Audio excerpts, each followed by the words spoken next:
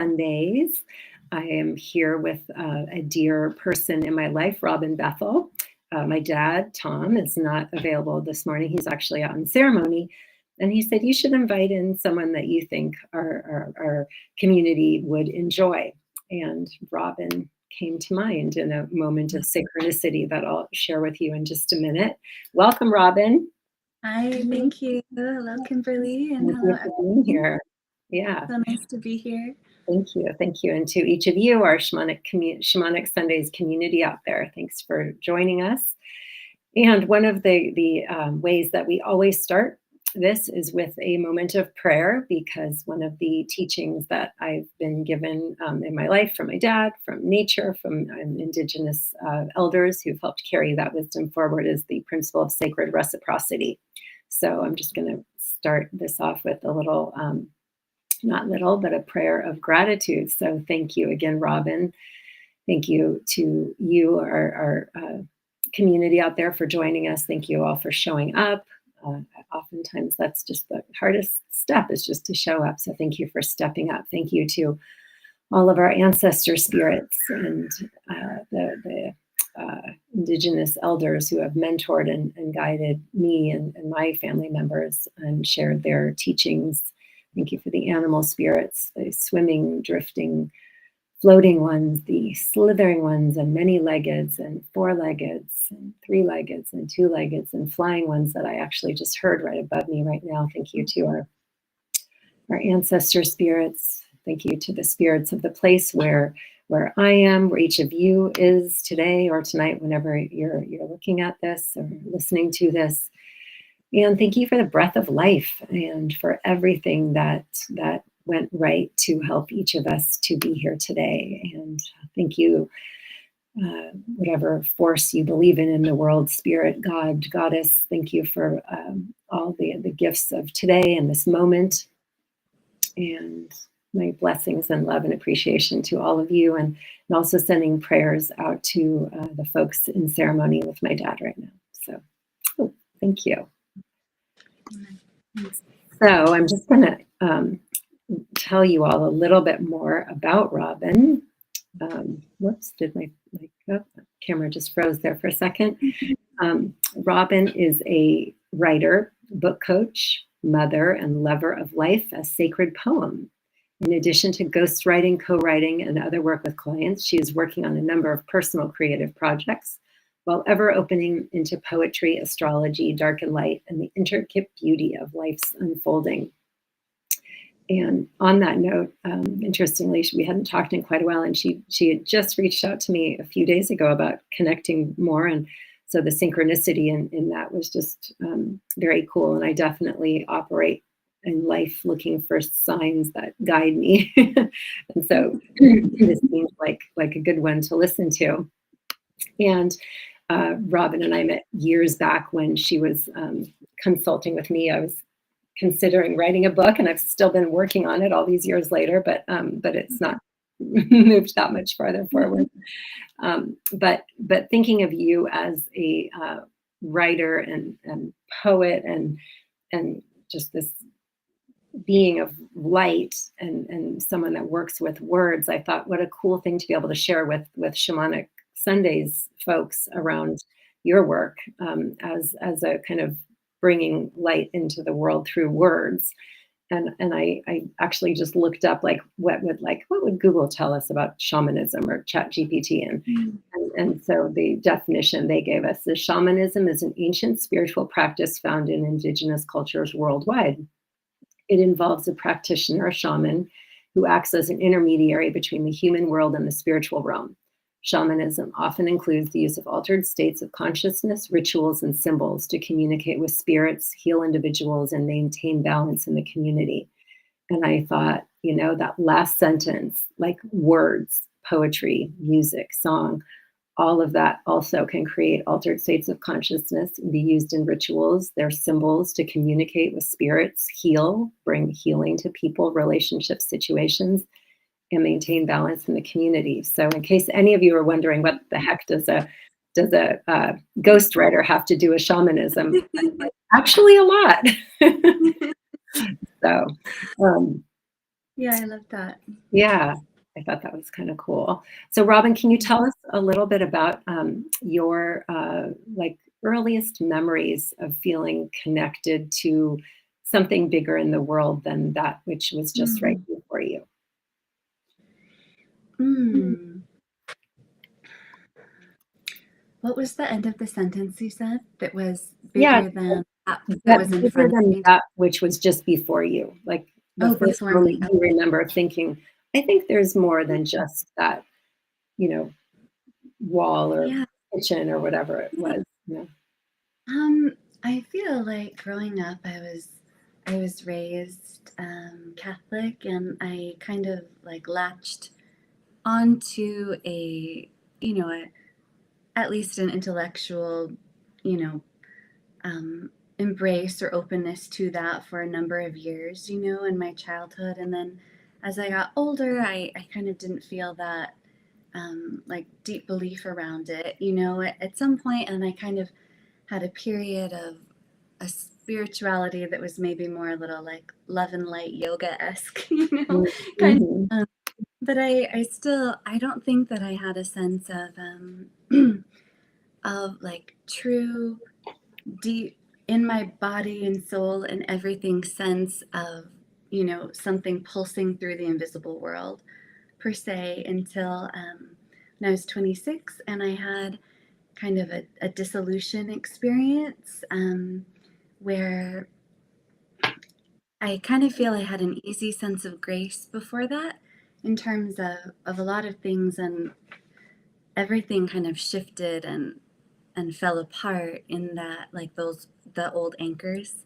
And then as it came back to me, I felt into the world differently, and there was this one moment driving, and I just had this sense that just around like the soul and being love, and like that love existing, beyond time, always. Like if that wasn't true, I felt I had no connection to physical reality at all. Like it was the cornerstone of everything. And so I feel since that point, I had a really deep personal sense of divine that I could rest in, and just I knew it was there. It was just unshakable, and so it was I don't know, just this flash of awareness then. And so then yeah, that began kind of a more conscious spiritual journey. And I would say probably about 7 years ago, when I had to, for the first time, surrender more than I had before, because kind of my inner turmoil before had always been more just inner things.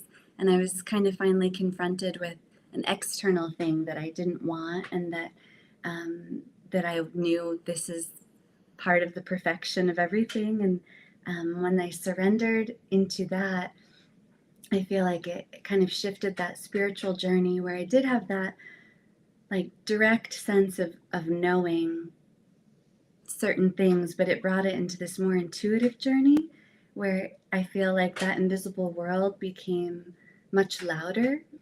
It began to be more like a conversation together. And I don't know if it rose from just the level of openness in that experience. But yeah, so now feel like I'm in conversation with this invisible world beyond me all the time. Yeah. One of the things that I most have appreciated about you is I feel like, well, one, it's just so interesting to me that you work with words because you have such a beautiful voice. Like I just said Well, thank to you. a friend, like that you just to me you have this like sensuous voice, and then I feel like you're able to the people you work with, you really help us to find our voice. Mm, And so I'm curious what your thoughts are around the connection between, um, each of us is here for a purpose and there's sacredness to that. And so our voice and how we can use that is sacred. And do you have any thoughts on that and how people yeah, can find their sacred voice, their power in their voice? yeah. So I feel like, to me, I think maybe it comes down to a little bit like sense of trust in yourself, And so I actually, so right now I do a lot of work with with clients as a ghostwriter and as a writing coach or a co-writer, where, you know, we're touching into their story and what their gift is to give. And then just as a side note, a personal creative project, I feel called to write this novel and these other pieces. And in my own personal work, I think for a while I felt like I was meant to share my own vision, or to share these things that felt I had come to from decades of like inner transformation and alchemy, and bring that into the world. And then I came to realize, like, okay, that's part of it, but I think the larger piece of what I'm called to do in my own writing is I'm meant to help people learn to listen and to trust like what they hear, and to trust their voice, and to be so connected to that, you know, in a way to help everyone like open into their inner mystic, because it sounds so you know, like, oh, out there, but like we all can be mystics with this really intense connection to the divine or spirit, or, you know, the universe, God, however you see that. And so I feel like the more we can connect to that in ourselves and listen, it's like we're hearing the voice of the divine, and we're hearing our own voice like rise in chemistry with it, you know? And so I feel that's what I'm called to do as a writer in my own projects, is to help people lean in and trust. And so now taking it to my client work, I feel like that's another thing. Like if you're going to share your own story, whatever you're meant to bring into the world right now, through words, just it's such a powerful medium, like you said, you know. I feel like you want to be able to really trust in your own, like the perfection of who you are, you know, and how you're meant to meet the world. So so I think it kind of comes down to really like building that trust in yourself is how you can tap into that voice. Listen and just trust. It's funny because you're saying words like trust yourself, listen, and I just had a meeting the other day with a screenwriter, and she was saying, she's like, don't, when you start writing, like, don't edit yourself at all. Just like throw the you know, everything out there, and even if you're, you know, in Word or Google Docs or whatever, and you know the little red line shows up telling you that you have a typo, right? Don't go fix it. Like, leave it. Just let everything come out of you. And I said, oh my gosh, that is like, what a discipline, right? To not go fix the typos as your awareness is brought to them, and to just trust yourself to let the words flow out. And that just seems like kind of a good metaphor of not, here I am pausing as I'm speaking, but like, you know, of course we want to be cognizant and speak consciously and use our words, you know, as clearly as we can, but just this dance of trusting yourself to let the words flow out of you. Do you have any, like, are there any exercises that you guide your clients in to like help them trust their own voice more and find like, what do I really want to say here? You know, often with my clients, a lot of, so even I started doing mostly editing, and then it moved to more ghostwriting and book coaching with people. But even when I was doing more editing work, I feel like what emerged as one of the sweetest spots was really like being in relationship together. And, you know, through this technology of Zoom, right, that we're all so used to now, and doing these video calls. Yeah. So often I find that if someone doesn't naturally kind of open up a vein while they're writing, you know, like that's some quote somewhere, it's not mine, but if that doesn't come naturally, I feel like often you can open into that more in conversation. So when I'm in conversation with people, I try and draw out all of these different layers of their soul, you know, maybe ones they haven't wanted to sit with. And so I love to make my clients cry. Like, I'll just say it straight up. You know, especially people who maybe see crying as a weakness or whatnot, you know, I'm like, let's really get in there. So if you're doing this work on your own, you know, one thing that I think can help people as well, is you could, if you feel like what you're writing, what you're pouring out isn't feeling so mapped to your own gorgeous singular being, right? And you want to let it flow more, maybe just record yourself in some voice notes, speak it. I feel so many people,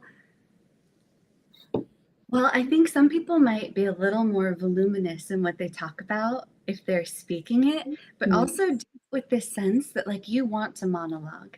I think so many people are conscious of not wanting to take up that much space in their speaking. They apologize if they talk about something for like 2 minutes in a row. And I'm like, what? Like embrace just like descending into the monologue and just maybe, yeah, speak it to yourself, speak it in conversation with people that can be in this place with you. And maybe that can help you connect a little bit more and at least make your writing like a little bit more organically flowing from who you are. And again, just trusting that who you are is so perfect. It's like exactly what the world needs, all of us being. Mm-hmm. Yeah. There's a lot of like I'm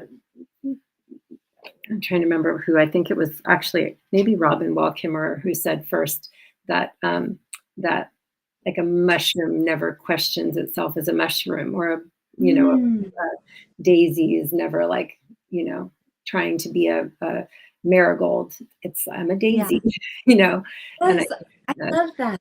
yeah, because I I'm think glad you as mentioned humans, we think, oh, I should try to be more like this, or I should try to be more like that, as opposed to sinking into remembering we're part of nature. I am exactly who I am meant to be. Yes. I think that's really important too, in this sense, because I feel in our culture we have a really strong sense of this ideal, like even in terms of our tone, like, I feel, okay, this is a little bit of a digression, but if you look at dating apps, there's this one dating app where, what was it? It's a really popular one. It's not Bumble. I can't believe I can't remember the name, but I never liked it because it felt like it was trying to funnel me into having this precise sense of humor. Like how it would these questions, I think it's meant to help people who don't know what to say, but it makes you sound like this certain version of flippant and funny. That's this very precise mainstream version around that. And I was like, no, like I'm not going to have my tone. But it's like we have this sense like this is what it sounds like to be kind of irreverent and funny, or like this is what it looks like to be like a woman who's passionate and making things happen in the world or whatnot. It's like there are all these different versions, and I feel like we feel pressure sometimes to be aligned with like the ideal in this, but our own version of we're all these different compositions. And Yeah. yeah. So speaking of compositions, one of your phrases that I love, you say living life as poetry, or poetry as life. Can you talk about that a little bit? Yeah, well, I love poetry. So I I feel like a poem is so nourishing, in a small piece of time. And I've started over time to think about poems as more than just the written words, and on a page. I love those too, but I feel like I think about life as poem a lot. And it really feels to me just like all of these various textures um, suspended in this tension of what is. And so I love that. I feel like a poem is this snapshot of texture, of life, of what is. And there's just this fullness, and I feel like if you open into the fullness that's kind of hanging in every moment of reality, it feels like that in a way to me too. It's like this tension, but I don't use tension in a negative way. It's like, like the hum, like that perfect tension of everything held together. And so that's, I feel life is just this myriad of textures, all existing, held together in perfect suspension, perfect light and dark. and perfect rhythm and belonging together. And so I feel like opening into our path, opening into what meets us, and like trusting that and trusting the poem of ourselves too, all of our different textures that may look a lot different than what society like brands as the best. So perfect. Yeah, that makes me think of, I think one of the greatest teachings that I've really taken in over the years is the accepting all of the different, as you said, like textures, right? And so, you know, I was just writing a holiday card, and wishing you, health and happiness, and I'm like, well, yeah, and there's all those other textures in between that are going to be there, and so what's a word that's more I want to say just like holistically embracing of all the textures. And so I love how you say, like, if you can view life as a poem, most poems take you on a journey of like different emotions, right? They're not just like, everything's great. Right, right. They're definitely not, unless it's maybe a children's poem, Yeah, yeah, That yeah. it, like, holds all the things. Mm-hmm. You said, because I do that too, Kimberly.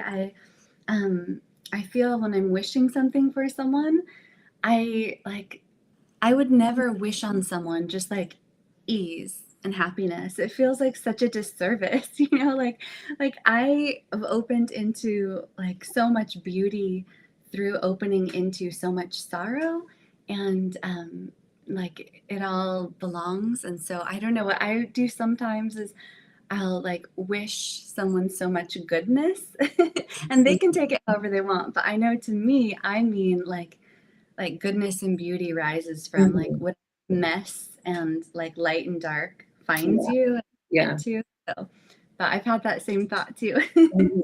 Mhm. Yeah. I'm wanting to just another phrase you use a lot is like life's unfolding, right? And how much it Yeah. unfolds compared to how much we help unwrap it and unfold it. Um, and do you have any tips or tools, not as a writer per se, but as just a human working with words, that can help people to be more present and aware in the sacred unfolding? Mm. Well, I feel like journaling is such a beautiful practice. I feel like that's so gorgeous for people to open into. It's just like descending more into your own experience. Um, I also personally love the practice of just lying down and feeling my emotions for like large periods of time, and just like really opening into all of the textures, like all of the things moving inside of me, and just feeling into like reality in that way. And so I think a lot of people do that through meditation and things too. It's just like opening into feeling like all these glimmers of like the emptiness and the fullness that are constantly with us. And but I don't know, I feel more that I just trust. I mean, it's always met with like being so held, so. But again, I feel like we are all these different compositions of like yin and yang, right? And divine feminine and divine masculine, and like some of us maybe are more naturally in like that, like just let's let it all unfold and see where I'm meant to be. And so I think we're meant to kind of like trust in it, but definitely room for action as well, and movement and all Yeah. of that. I think there's that old saying about, like, if you're in a boat adrift, you're not going to be you're optimal. You can better increase your chances of survival and success if you also row rather than just sitting in the boat praying, Right. right? They are both necessary, and Yeah, having that exactly. kind of faith and stuff. Yeah. Um, we always try to offer like a little visualization on shamanic Mm, symbols. okay. I'm just going to invite everyone to just close your eyes for a second and drop your feet onto the floor, open your hands, And as we're talking about words and life's unfolding, just breathing into the silence for a moment and feeling what words come to mind for you.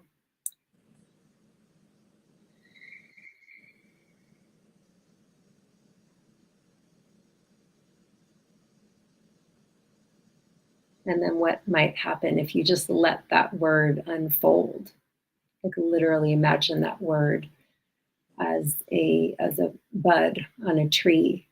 And if that word or words just kept blossoming, what might come through?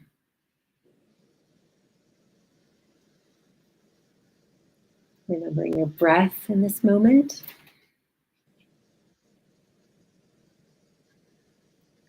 And as we approach winter solstice, thinking of what word comes to mind that you feel most as you are going into this time of darkness and cold and looking within. What word comes up for you? And what might you want to say to that word? Or what do you think that word is saying to you?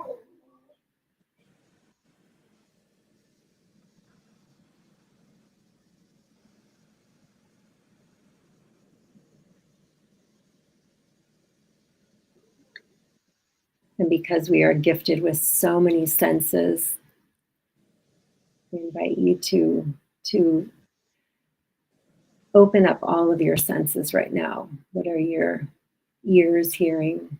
What are you seeing if you choose to open your eyes or with your eyes closed?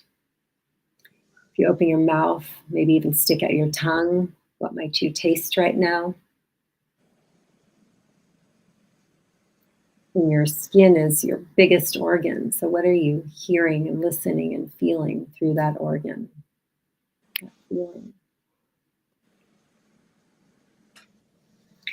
And one more big deep breath, leaning into what is the word that you would like to carry with you into the coming week? You can open your eyes if you had them closed. If anybody wants to put in the chat, or Robin, you want to share what word came up for you? Yeah, I think it came as just something first that was so lovely. It was such a lovely way to think about something and watch it bloom. And I think I just saw it through the lens of what we've been talking about and your question, how does someone find their voice? And I think that's just what fell into my mind. And I thought of silence and stillness. And then as they bloom, I feel like in silence, like what blooms from it is your most radiant voice, like if you can be in the silence going through its seasonality, and it's wintering into its spring and summer can bring you to your voice so truly.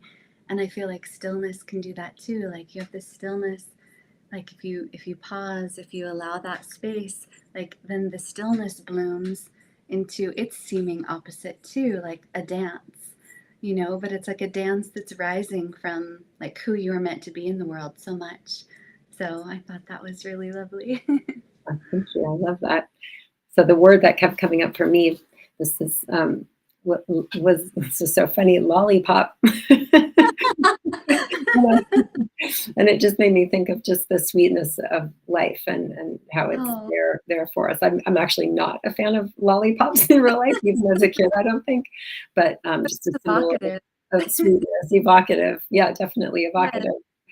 Mm. So yeah.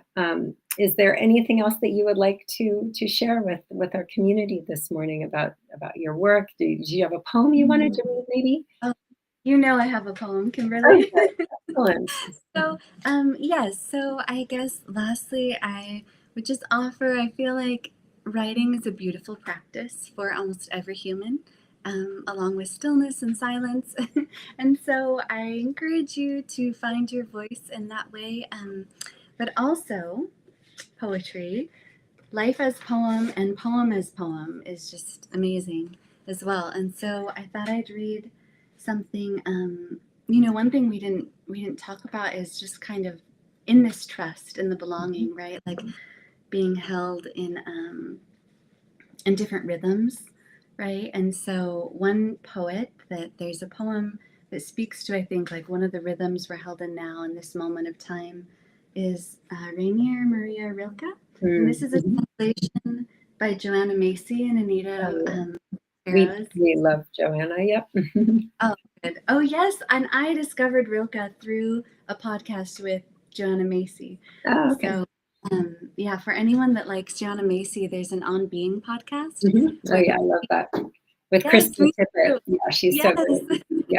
Yeah. She's And she another, when I think of beautiful voices, Krista Tippett, Robin Bethel, you guys. Yeah.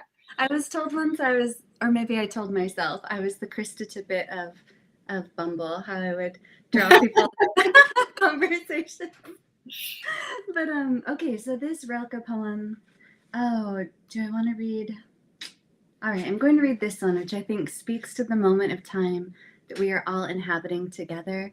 And I feel like we're all called to do so much. And here it is. It's from the Book of Hours, the Book of a Monastic Life. The hour is striking so close above me, so clear and sharp, that all my senses ring with it. I feel it now. There's a power in me to grasp and give shape to my world. I know that nothing has ever been real without my beholding it. All becoming has needed me. My looking ripens things, and they come toward me to meet and be met. Beautiful. I love that. Thank you. Yeah. Can you read it one more time so we can really take it in? Yes, definitely. The hour is striking so close above me, so clear and sharp, that all my senses ring with it. I feel it now. There's a power in me to grasp and give shape to my world. I know that nothing has ever been real without my beholding it. All becoming has needed me. My looking ripens things, and they come toward me to meet and be met. I love it. Thank you. Thank you. And I have to, that's so beautiful that I love the all becoming has needed me, and just a reminder that we each need each other so much. And I have to ask you one more question, because my dad talks all the time about our starlight Ohana, and all of us being starlight brought to earth, and being here to polish up our stardust and to shine, shine, shine. And you are into astrology a bit. So Yes. can you just maybe offer a thought around astrology and how that ties in with each of us polishing up our stardust, so to speak? Yeah. Well, I feel like that also is this, like we're each this composition of something so singular and beautiful. And I feel like sometimes, and it ties into this idea of poem as well. When I fell into astrology, I was already, I was 36, and I had a pretty intricate sense of who I was. I articulated my emotional arcs and like my being and all of this. So like that was there. And then I began to take in, just kind of coming across it, accidentally, and feeling it resonated so much with these quite defined, nuanced senses I already had of myself, or this arc of time. And so I started opening into it more and more. And it feels to me like just another way to express this poem of self. It's another way that we're embedded in nature's patterns and rhythms, and so I think that it can be a really beautiful source to, feel into belonging, be inspired. It's just to me, it's kind of another way. It's not just reading your horoscope here or there, like that's fine, but it's really more like these cosmic movements. It's kind of like the seasonality of winter, spring, summer, fall. Like we're next to an ocean, and we feel the rhythm of the tide, right? Like that's a beautiful rhythm to feel, because like we're aligned with it, and it can help. Like we're naturally embedded in that rhythm, but there's something beautiful to being aware of it too, and being near it. And then like the moon cycles, right? Like we're naturally aligned with this like fullness and peaking and then emptiness, and like we are. But then when you kind of do know about it, it can add another layer of beauty to be conscious of that. And so I feel like with astrology, we're embedded in these cosmic movements of how all these planets are moving and corresponding, and like it's affecting us energetically, I believe, whether we're aware of it or not. But when you are aware of it, it can give you something else to lean against. And it actually answers one of your earlier questions, I feel like, Kimberly, where you asked, like, how do you open into life's unfolding and trust it a little bit more? And I feel like sometimes when you can feel into like this energetic rhythm, you know, you can think, okay, I see, like this experience is kind of part of that, and it gives you a sense of container for it a little bit more. And I think it helps you trust. So thank Yeah. you for asking that. Yeah, absolutely. I mean, that just ties in with so much around shamanism as a tool to help us tap into deeper webs, the deeper web that we are a part of, and the being part of nature and that web of life. So thank you so much. Yeah, I appreciate your time. It was really fun to have you on here, and so nice to see you. And just reminding folks that a couple of the phrases we talked about that you might want to take into the week of seeing poetry, seeing life as poetry, and that you're always unfolding, and the interplay of the light and the dark, and just allowing your voice to unfold with that, and trusting yourself in the process as a critical part of the web that you are. Yes. And Kimberly, can I add one other thing? Yeah. Right before this started, I invited a song to meet me, and a song came on by Nick Drake, and I had never heard it before, and it had this line that I loved, and I feel like I want to share. I think it's going to be a line I'm going to hold close to my heart now, but he said, "Open wide the hymns you hide." And I feel like it speaks to like sharing our voices. Like we all have these sacred hymns, and like it belongs just so fully, like no one else has that same hymn. And yeah, that's beautiful. I love that. Yeah, in there, but so I love that. So Thank you. Open wide hymns you hide from Nick All Drake. right. That's a good one to take away for the week. Thanks Yes. again, everyone, for joining us. And thank you, Robin. We'll put Robin's contact information in the show notes. And a reminder that my dad's new book is coming out. You can pre-order that. I'll put that in the show notes too. And thank you again. And remember that you are a sacred, precious part of this web that we're all a part of. So thank you for you and for showing up. And we'll see you next week.